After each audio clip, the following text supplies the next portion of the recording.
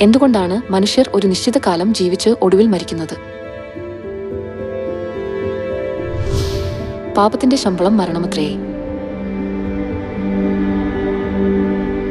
നാം മരിക്കാനുള്ള കാരണം പാപമാണെന്ന് ബൈബിൾ വിശദീകരിക്കുന്നു.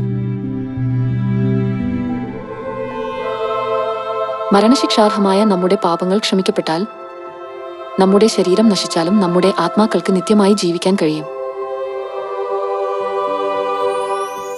അങ്ങനെയെങ്കിൽ നമുക്ക് എങ്ങനെ പാപമോചനം പ്രാപിക്കാൻ കഴിയും?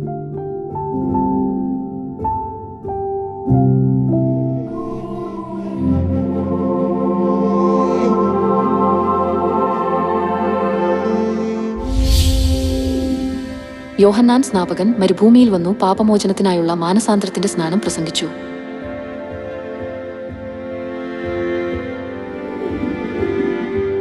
യഹൂദ്യദേശക്കാരൊക്കെയും യെരൂശലേമ്യർ എല്ലാവരും അവന്റെ അടുക്കൽ ചെന്നു തങ്ങളുടെ പാപങ്ങളെ ഏറ്റുപറഞ്ഞു യോർദാൻ നദിയിൽ അവനാൽ സ്നാനം ഏറ്റു.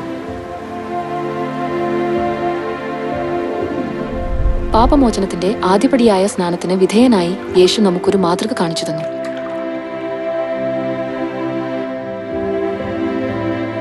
പാപമോചനം പ്രാപിച്ച് ദൈവമക്കളായി വീണ്ടും ജനിക്കുന്ന ഒരു വിശുദ്ധ കർമ്മമാണ് സ്നാനം.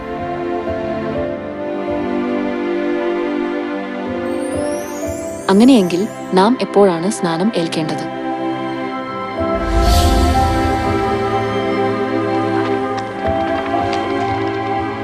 ക്രിസ്തുവിനെ തിരിച്ചറിഞ്ഞ ഉടൻ ലുദിയ.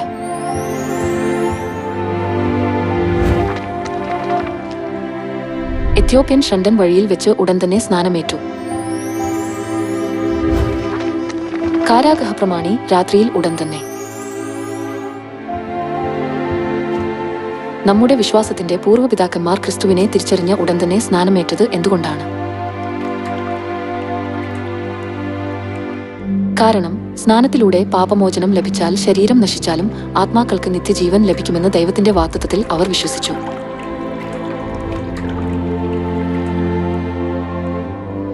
അതുകൊണ്ടാണ് പാപങ്ങൾ ക്ഷമിക്കാനും നിത്യജീവൻ നൽകാനും അധികാരമുള്ള രക്ഷകന്റെ നാമത്തിൽ സ്നാനം നടത്തുന്നത്.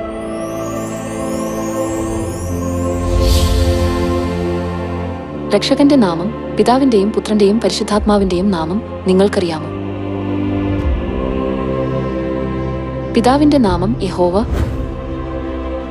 പുത്രന്റെ നാമം യേശു. അങ്ങനെയെങ്കിൽ പരിശുദ്ധാത്മാവിന്റെ നാമം എന്താണ്? പിതാവായ യഹോവയുടെയും പുത്രനായ യേശുവിന്റെയും പരിശുദ്ധാത്മാവിന്റെ യുഗത്തിലെ പുതിയ നാമത്തിലും സ്നാനമേറ്റ് പാപമോചനവും നിത്യജീവനും പ്രാപിക്കുക.